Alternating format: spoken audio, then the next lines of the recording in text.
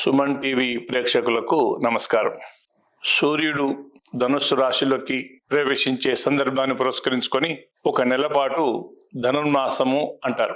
ఈ ధనుర్మాసోత్సవాన్ని గోదావ్రతం, శ్రీవ్రతం, తిరుప్పావి వ్రతం, మార్గరి వ్రతం ఇలాంటి పేర్లతో కూడా పిలుస్తారు. కృష్ణ పరమాత్మ భగవద్గీతలో మాసానాం మార్గశీర్షోస్మి అని చెప్పినారు. చైత్రము మొదలుకొని పాల్గొన మాసం వరకు ఉండేటువంటి 12 మాసాల్లో మార్గశీర్ష మాసాన్ని నేనే చెప్పినారు. కాబట్టి ఈ మార్గశీర్ష మాసము వైష్ణవ మాసము అని చెప్పబడుతుంది.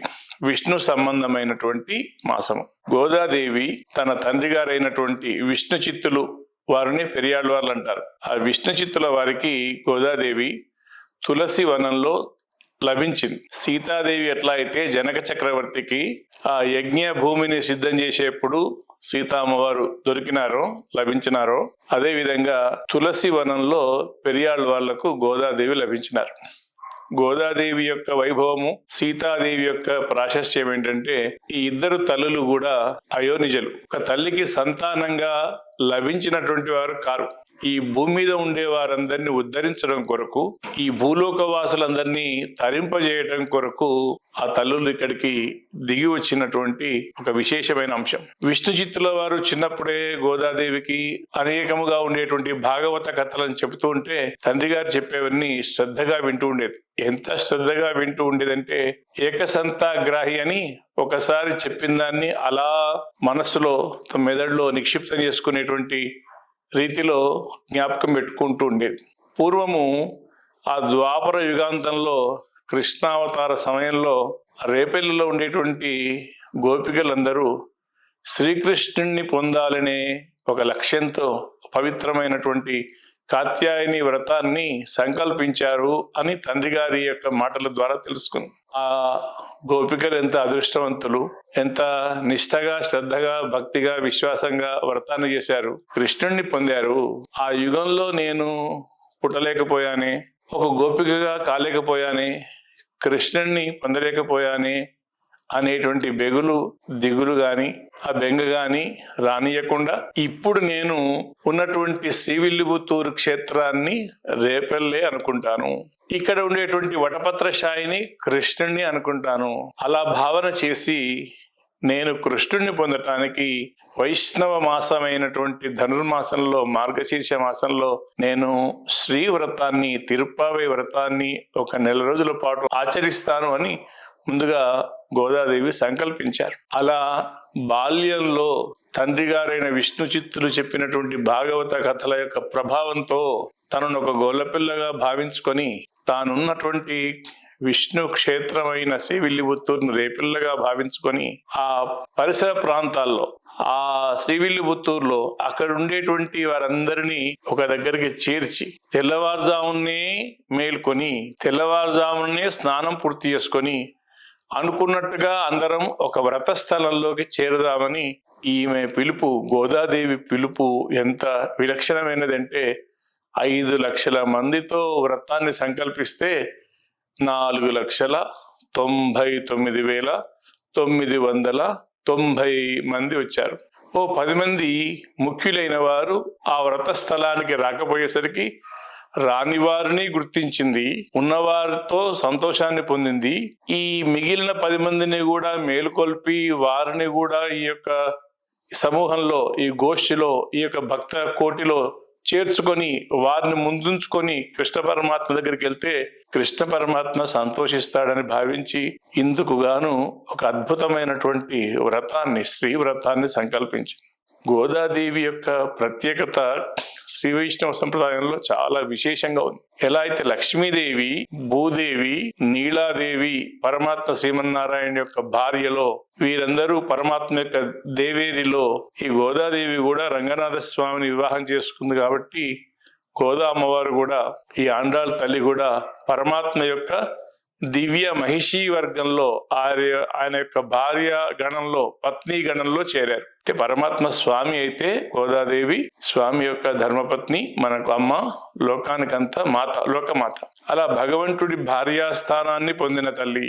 అంతేకాక భగవంతుడి స్మరణ తప్ప, భగవద్ దర్శనం తప్ప భగవంతుని గుణాలను వినడం తప్ప, భగవంతుని చింతన తప్ప వేరొకటి ఏది పట్టని 12 మంది ఆళ్వార్లలో గోదాదేవి కూడా ఒక ఆళ్వార్ స్థానం. 12 ఆళ్వార్లలో 11 మంది పురుషులైతే ఒక గోదాదేవియే స్త్రీగా భగవంతుడిని నిత్యము నిరంతరం స్మరిస్తూ ఆ 12 ఆళ్వార్లలో ఒకరుగా చేరారు. ఆళ్వార్ల కోవకు చెందిన తల్లి, అమ్మవార్ల కోవకు చెందినటువంటి గోదాదేవి ఆచార్య స్థానాన్ని కూడా అలంకరించింది. ఆచార్యులు ఏం చేస్తారంటే తెలియని వారికి వారు తెలుసుకోవాల్సిన విషయాలను ప్రబోధిస్తారు. ఆచినోతి చ శాస్త్రాన్ని ఆచార్య స్థాపయత్యపి స్వయం ఆచరితే యస్మాత్ తస్మాత్ ఆచార్య ఉచ్యతే. ఆచార్యులు వేరు, ఉపన్యాసకులు వేరు. ఉపన్యాసం చెప్పేవారు ఒక వక్త తనకు తెలిసిన విషయాన్ని ఇతరులు వినేలాగా ఆకర్షణీయంగా, అందంగా, సమయంలో, సందర్భానికి తగినట్టుగా చెప్పడమే వారి బాధ్యత. కానీ ఆచార్యుడి బాధ్యత అది కాదు. ముందుగా శాస్త్ర జ్ఞానాన్ని సంపాదించాలి. ఆ శాస్త్ర జ్ఞానాన్ని తాను ఆచరించాలి. తాను నేర్చుకున్న జ్ఞానాన్ని తాను తప్పనిసరిగా ఆచరించాలి. తాను నేర్చుకోవడం, తాను ఆచరించడమే గాక తనను ఆశ్రయించినటువంటి శిష్యులు ఎవరైతే ఉంటారో వారందరి చేత ఆ జ్ఞానాన్ని ఆచరింప చేయాలి. తాను ఆచరించాలి, తన శిష్యవర్గం చేత కూడా ఆచరింప చేయాలి. అందుకొరకే ఆచార్యుడి స్థానం సర్వోన్నతమైనది. భగవద్గీతను ఉపదేశించిన శ్రీకృష్ణ పరమాత్మ ఇప్పటికీ గీతాచార్యుడిగా కృష్ణం వందే జగద్గురు అని లోకంలో ఉండే అందరి చేత ఆచార్య శబ్దం చేత ఆయన కీర్తింపబడుతున్నారు. ఆయనలో పరిపూర్ణమైన జ్ఞానం ఉంది. శ్రీకృష్ణుడు పరమాత్మ సర్వజ్ఞుడు. సర్వజ్ఞుడైన ఆయన తాను ఆపదలను తొలగించడం కొరకు తన ఆచరణ ద్వారా భక్తులందరినీ రక్షిస్తూ ధర్మపక్షాన్ని వహించిన పాండవుల వైపు ఉంటూ పాండవులను రక్షిస్తూ కౌరవులను గాని రాక్షసులను గాని శిక్షిస్తూ, అలాగే కర్తవ్యాన్ని మరిచినటువంటి అర్జునుడి చేత తన కర్తవ్యాన్ని నిర్వహింపజేయటం కొరకు ఆయనను కూడా యుద్ధం చేయనున్న ఆయనతో యుద్ధం చేయించడం, ఇలా ఆచార్యుడిగా ఆయన తన కర్తవ్యాన్ని నిర్వహించినట్లే గోదాదేవి నీలాతుంగ స్తనగిరి తటీ సుప్తం ఉద్బోధ్య కృష్ణం. ఏమయ్యా కృష్ణ పరమాత్మ, నువ్వు నిద్రపోతున్నావేంటి? నువ్వు నిద్రించడం కాదయా, నువ్వు స్వతంత్రుడవు.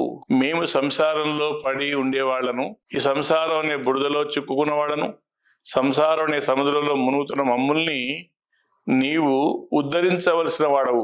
మేము మాయా అనే మత్తులో ఉన్న, ఈ ప్రకృతి మాయలో మేము ఒక నిద్రమత్తులో ఉన్నా నువ్వు మమ్మల్ని మేలుకొల్పవలసిన వాడవు. నువ్వు స్వతంత్రుడవు, మేమంతా నీ అధీనంలో ఉండే పరతంత్రులము.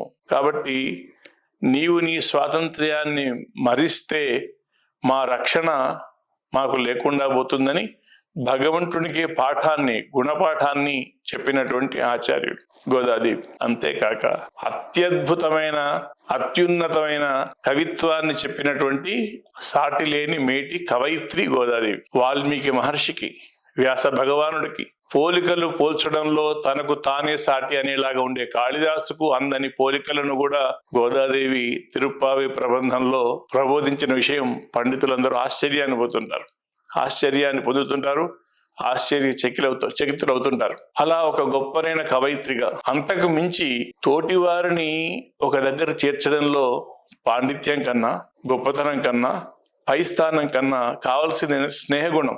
గోదాదేవి అత్యుత్తమమైనటువంటి స్నేహగుణాన్ని పరిపూర్ణంగా పొడిగిపుచ్చుకున్న తల్లి కాబట్టి ఆమె పిలుపుకు స్పందించి ఆమె స్నేహగుణానికి అందరూ నచ్చి మెచ్చి ఒక దగ్గర ఈ గోదావ్రతం కొరకు చేరారు. కొద్దిమంది చేరకపోతే, భగవద్ అనుభవంలో ఉన్నవారు చేరకపోతే వారిని కూడా ఆహ్వానించి, వారిని ప్రార్థించి, వారికి అనేక విషయాలను గుర్తించి, ముందుండవలసిన మీరు ముందు లేకపోతే, నేతలుగా ఉండేవారు, దారి చూపించేవారు ముందు లేకపోతే వెనుక ఉన్న వారి స్థితి అగమ్య గోచరం అవుతుందని వారిని కూడా వినయంగా, సగౌరవంగా ప్రార్థన చేసి వారిని కూడా ఒక దగ్గరికి కలిపినటువంటి సమయంలోనే చేరుకొని, ఆ సందర్భం తగినట్టుగా ఒక స్థలానికి చేరుకొని అందరినీ ఒక దగ్గరికి చేర్చి, కాలంతో సంబంధం లేకుండా ఇది ఎండాకాలానికి మాత్రమే పరిమితమైంది, లేదా వర్షాకాలానికి పరిమితమైంది, లేదా చలికాలానికి సంబంధించింది అనే తేడా లేకుండా ఏ సమయంలో అయినా ఒక తిరుక్కార్తె అనధ్యయనం అనే సమయంలో తప్ప మిగతా సమయంలో అందరూ చదువుకోవడానికి, అందరూ పఠించడానికి వీలైన, అలాగే మార్గశీర్ష మాసంలో వ్రతం చిన్నవారు, పెద్దవారు, ముసలివారు అనే తేడా లేకుండా, వయస్సుతో నిమిత్తం లేకుండా, స్త్రీలు పురుషులు అనే భేదభావం లేకుండా, ఉత్తర భారతమా, దక్షిణ భారతమా, భారతదేశమా, విదేశమా అనేటువంటి స్థితి లేకుండా, దేశ భేదం లేకుండా, కాలభేదం లేకుండా, వయోభేదం లేకుండా, లింగ భేదం లేకుండా అందరూ కూడి చేసుకునేటువంటి ఒక గొప్పనైనటువంటి ధనుర్మాస వ్రతాన్ని గోదాదేవి తాను ఆచరించింది, మనకు అందించింది. గోపికలను అనుకరించింది, మనకు అందించింది. గోపికల స్థానం మనది కాకపోయినా, గోదాదేవి స్థానం మనది కాకపోయినా, గోదాదేవి అందించిన ఆ తిరుప్పావే దివ్య ప్రబంధాన్ని పఠించడం ద్వారా, గోదాదేవిని స్మరించడం ద్వారా ఆ మార్గంలో నడిచిన మనకు కూడా గోదాదేవికి వచ్చిన ఫలితం, గోపికలకు వచ్చే ఫలితం కూడా లభించేటువంటి అత్యుత్తమమైన వ్రతం. శ్రీ వైష్ణవ సంప్రదాయంలో 3 వ్రతాలు ఉన్నాయి. ఒకటి కృష్ణాష్టమి వ్రతం, ఇది ఒకరోజు పాటించేది. రెండవది ఏకాదశి వ్రతం, నెలకు 2 సార్లు చొప్పున సంవత్సరంలో 24 రోజులు పాటించే వ్రతం. 3వ వ్రతం ధనుర్మాస వ్రతం, ఒకేసారి వరుసగా క్రమం తప్పకుండా 30 తప్పామి అని గోదాదేవి చెప్పినట్లుగా 30 రోజుల పాటు ఉదయాన్నే మనం ఆచరించే వ్రతం. ఈ వ్రతం మార్గశీర్ష వ్రతం అంటే ఇది దేవతలకు బ్రాహ్మీ ముహూర్తమైనటువంటి సమయం. బ్రాహ్మీ ముహూర్తే చోత్థాయ చింతయేద్ ఆత్మనోహితం అని తెల్లవారుజామున లేచి మన ఆత్మహితం కొరకు పాటుపడాలి. యా నిశా సర్వభూతానాం అన్నట్లుగా తస్యాం జాగర్తి సంయమి. మిగతా వారు సామాన్యులు పడుకునే సమయంలో యోగులైన వారు, జ్ఞానులైన వారు బ్రాహ్మీ ముహూర్తంలో లేచి ఆత్మహితం కొరకు పాటుపడతారు. కాబట్టి దేవతలకు బ్రాహ్మీ ముహూర్తమైన మార్గశీర్ష మాసంలో ఇంత అద్భుతమైన వ్రతాన్ని మనకు అందించిన గోదాదేవి విష్ణు భక్తులందరికీ ప్రాతస్మరణీయురాలు.